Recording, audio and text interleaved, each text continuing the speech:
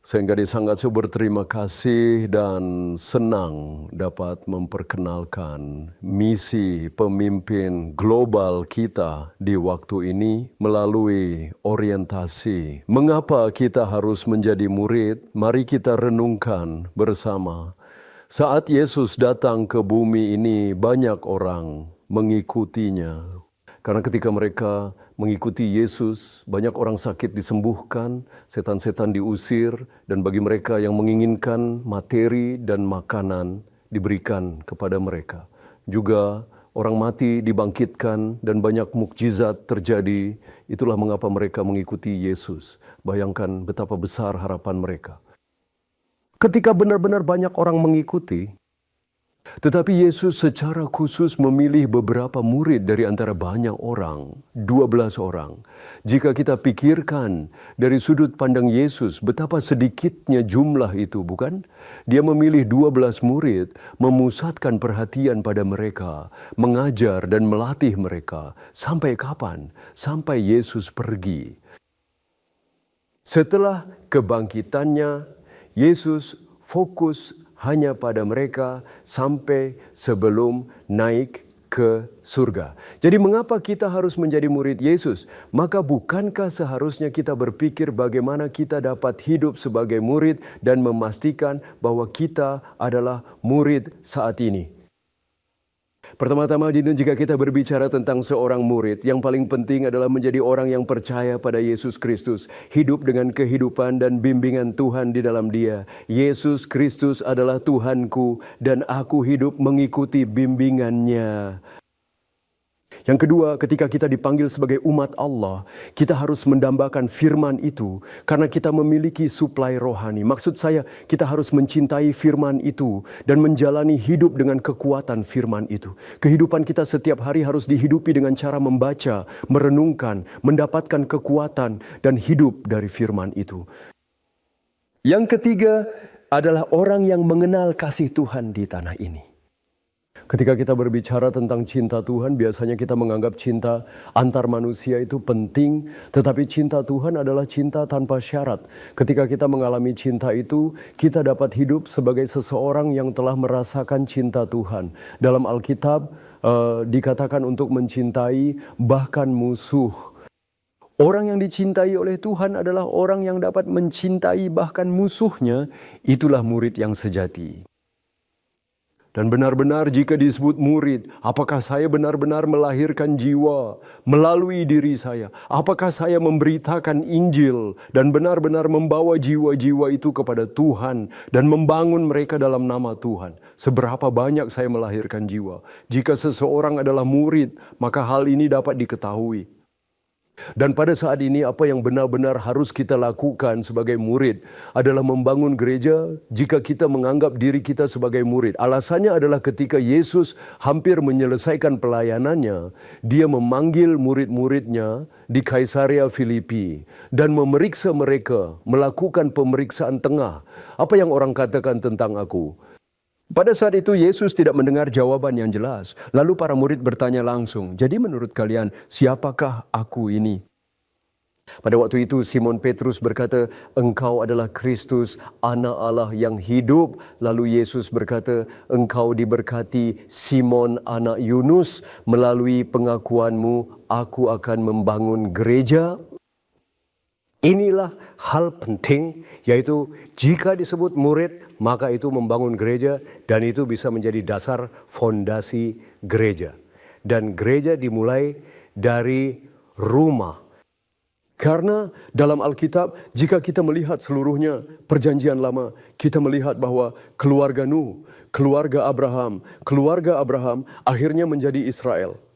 Kemudian Anda akan melihat bahwa pelatihan dilakukan terutama dengan berfokus pada keluarga. Musa juga melalui kitab Ulangan mengarahkan perhatian pada pendidikan keluarga. Dan ketika Anda melihat perjanjian baru, Yesus mengutus murid-muridnya. Dan ketika mereka menyampaikan Injil kepada orang lain, mereka diberitahu untuk pergi ke rumah terlebih dahulu dan tinggal di sana.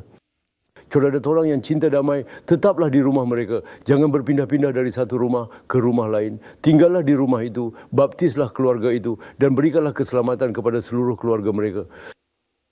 Bahkan ketika di penjara, Rasul Paulus berhasil menyelamatkan sipir penjara, dan akhirnya keluarganya, keseluruhan keluarga sipir memperoleh keselamatan.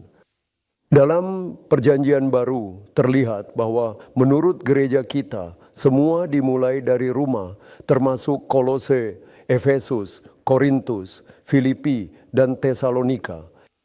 Saudara-saudara, murid harus membangun gereja itu dengan sungguh-sungguh, dan sebagai murid kita harus membuat gereja itu berkembang. Tidak hanya berdiri kokoh, tetapi juga benar-benar hidup dengan kehidupan yang diberikan oleh Tuhan sehingga dapat mempengaruhi. Itulah seorang murid.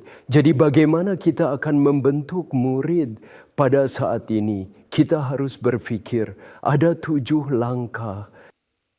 Pertama, kita harus bisa menyampaikan Injil. Sampaikan Injil dengan jelas melalui satu ayat agar orang dapat percaya kepada Yesus Kristus dan masuk ke dalam Tuhan. Kedua, setelah kita percaya kepada Yesus, bagaimana kita tahu bahwa kita benar-benar berubah? Kita perlu memeriksa diri kita.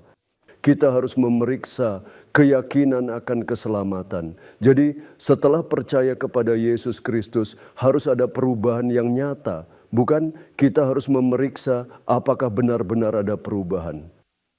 Ketiga, setelah benar-benar percaya kepada Yesus itu, baru kemudian Anda menyadari bahwa ada banyak masalah spiritual. Ketika hidup di dunia, Anda tidak menyadari bagian-bagian yang terkait dengan masalah dunia dan roh jahat. Dan itu membuat Anda terjebak dan tidak bebas. Semua bagian itu perlu dibantu agar Anda dapat menjadi bebas.